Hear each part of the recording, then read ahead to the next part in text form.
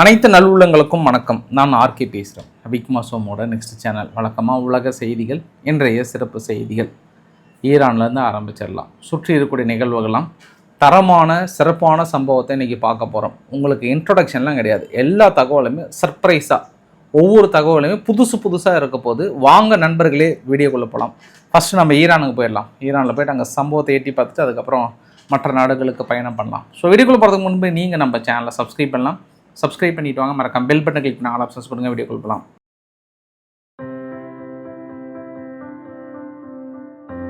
ஈரானில் வெடிக்காத குண்டுகள், அமெரிக்கா வீசிய ஏவுகணைகள் 2 வெடிக்காத குண்டுகளை மறு பயன்பாட்டுக்காக எடுத்துகிட்டு போனாங்களா இல்லை வேறு எதுக்காக எடுத்துகிட்டு போனாங்கன்னு தெரியல. ஒரு 14 IRGC மெம்பர்ஸ் அதை சம்திங் கிளியர் பண்ணும்போது வெடித்து சிதறி இருக்குது. அப்போ 14 IRGC மெம்பர் இறந்து போயிட்டாங்க, 2 பேர் இன்ஜூர்டாக இருக்காங்க. அதில் IRGCயினுடைய கமாண்டர் ஒருத்தர் அலி முசாவி ஹவாவி அவர்கள் இறந்து போயிட்டார். அவர் சீனியர் கமாண்டர். அவர் முன்னிலையில் தான் அவர் தான் வழி நடத்திட்டு இருந்தார். திடீர்னு வெடித்து சிதறிடுச்சு. இது IRGCக்கு ஒரு பெரிய ஒரு இழப்பு. நார்மலாக இது மாதிரி வெடிக்காத குண்டுகள் தான் பெரிய பிரச்சனையாக இருக்கும். இது 30 வருஷம் 40 வருஷம் கழிச்சு அந்த வீடு கட்டும்போது தோண்டும் போது கூட திடீர்னு ஒரு சில டைமில் வெடிக்கிற செய்திகளும் நாங்கள் அங்கே கேள்விப்படுறது உண்டு. அந்த மாதிரி இப்போ நடந்த நிகழ்வுகளை பெரிய அளவுக்கு பேசு பொருளாக இருக்கிறது. சம்பவம் நம்பர் 1. சம்பவம் நம்பர் 2, டயர் அல் ஜஹ்ரானி அப்படின்ற ஒரு பகுதியில் சதன் லெபனானில் தொடர்ந்து இஸ்ரேல் மிகப்பெரிய ஒரு தாக்குதலை நிகழ்த்தியிருந்தாங்க என்று.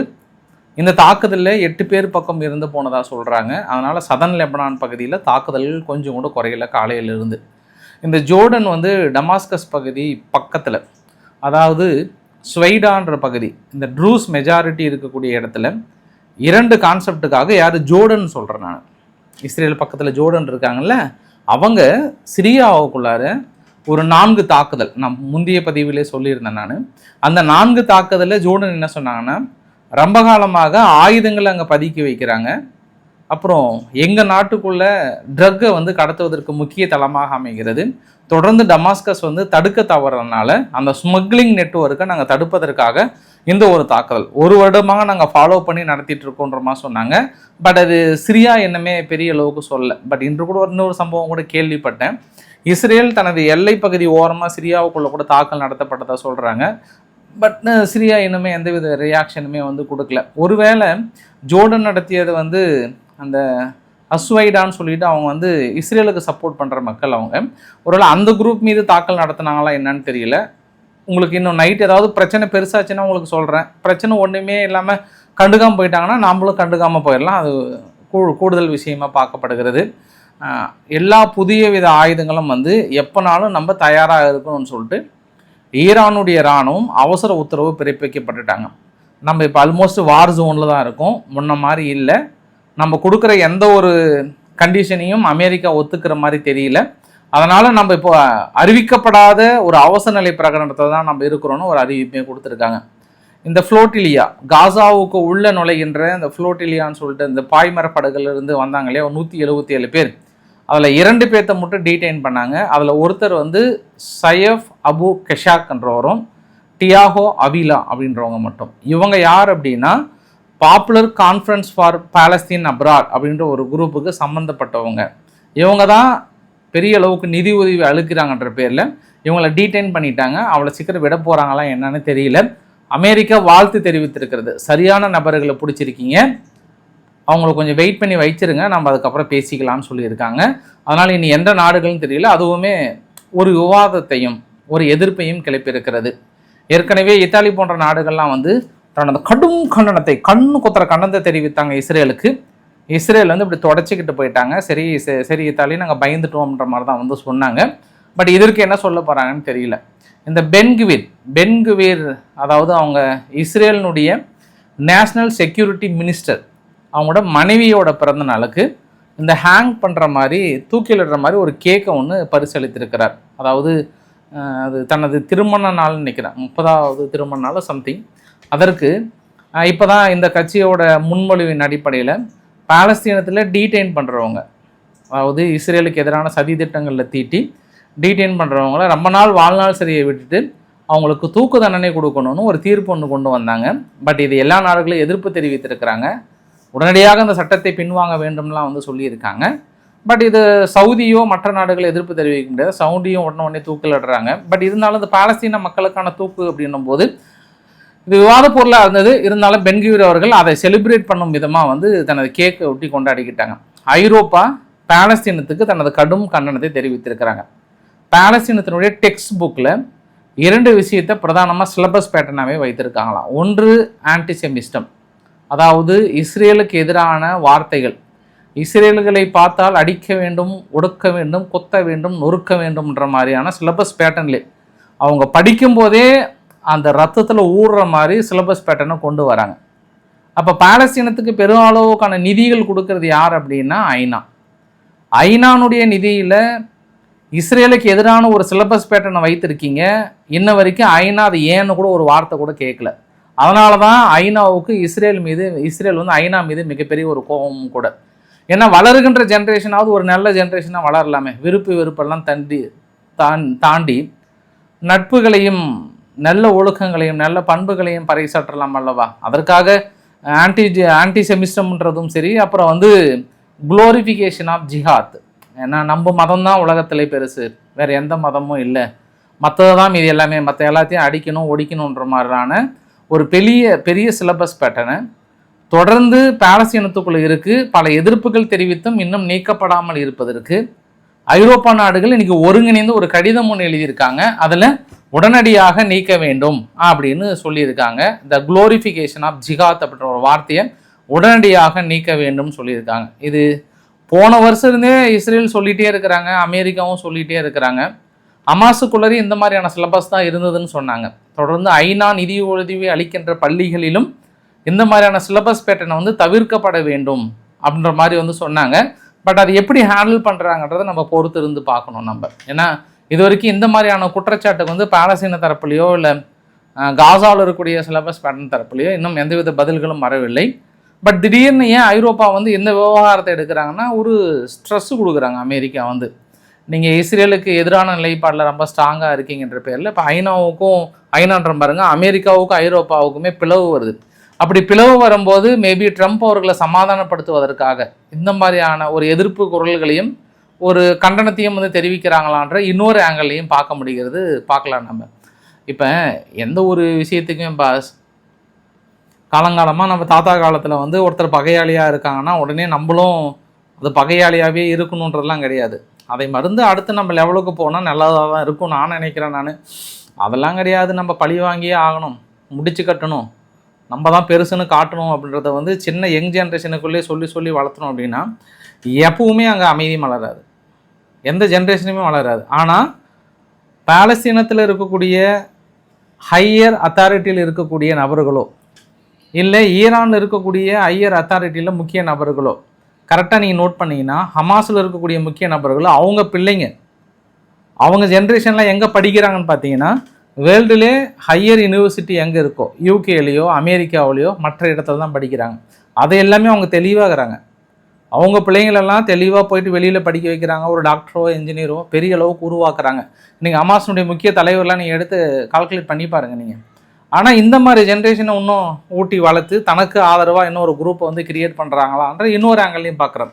இதற்காக என் மீது விமர்சனங்கள் பல வகையில் வரலாம். அந்த விமர்சனங்களுக்கு நான் என்றும் ஏற்றுக்கொள்ளப்படுகிறேன், கருத்துக்களும் வரவேற்கப்படுகிறது. இது நிஜம்தாங்க. மற்றொரு அரசியலுமே கூட இது இந்த இடத்துல நீங்கள் எந்த தலைவர்கள் எடுத்துக்கிட்டாலும் சரி 100% நான் சொல்கிறேன். 5% தலைவர்கள் அந்த இயக்கங்களுக்காக வளர்த்தலாம் செய்யலாம். பட் 95% வெளிநாடுகளுக்கு அனுப்பி அவங்க அடுத்த ஜென்ரேஷனை அடுத்த தனது கல்வி மீது எல்லாமே சிறப்பாக செவ்வனே செஞ்சிட்ருக்கிறாங்க. அவங்க இந்த குழிக்குள்ளே விழாமல் பார்த்துக்கிறாங்க. அதுவுமே ஒரு குறிப்பிடத்தகுந்த விஷயமும் கூட. அப்புறம் அந்த ஈராக்குக்குள்ளார ஒரு புதிய தலைவரை தேர்ந்தெடுத்தாங்கல்ல, PM அலி அல் ஜஹாடி அவர்கள்.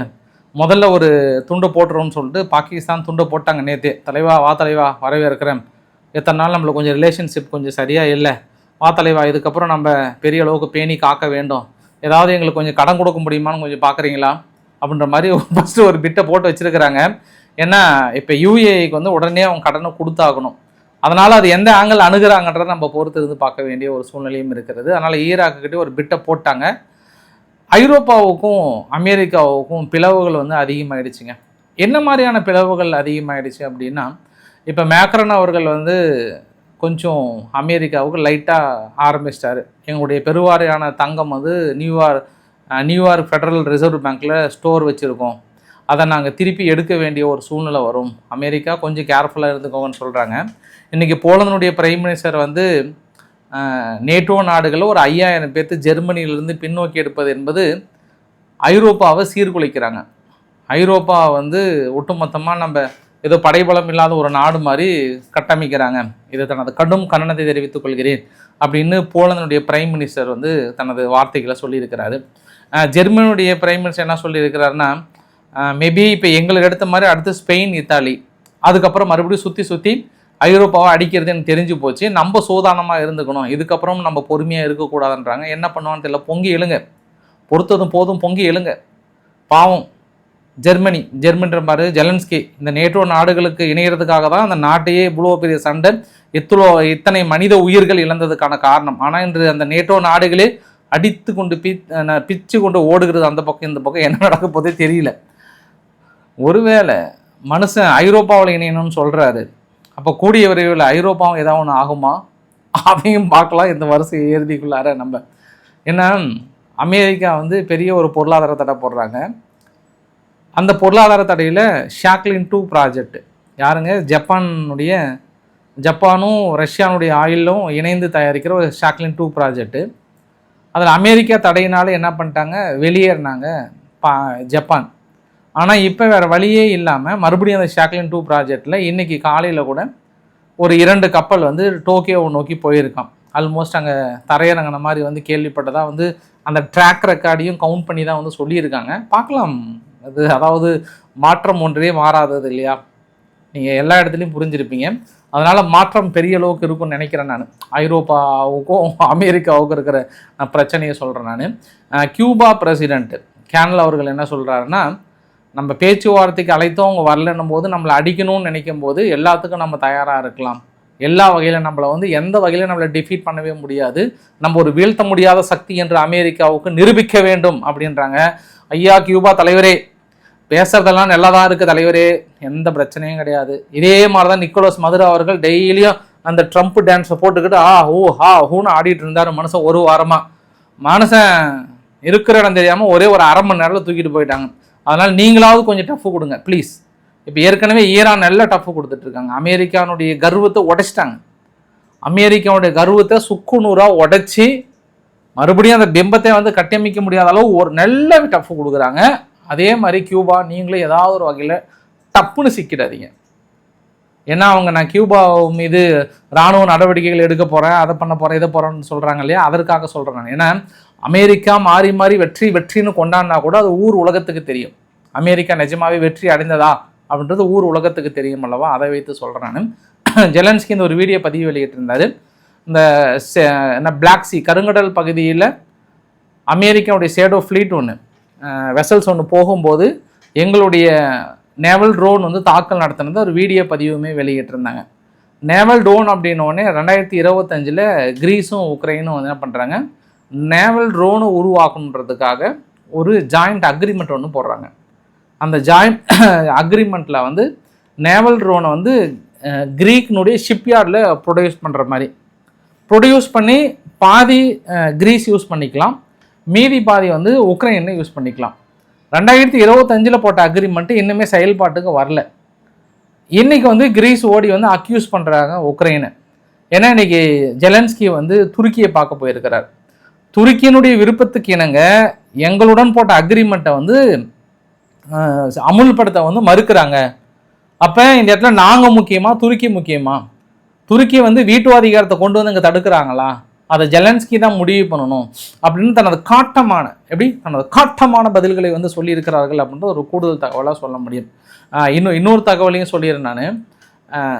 அதாவது திருடப்பட்ட தானியங்கள் அப்படின்னு உக்ரைனு கிளைம் பண்ணாங்க இல்லையா, ஒரு கப்பல் எங்கள் இஸ்ரேல் வந்து இறங்கிடுச்சு, ரிசீவ் பண்ணிட்டாங்க.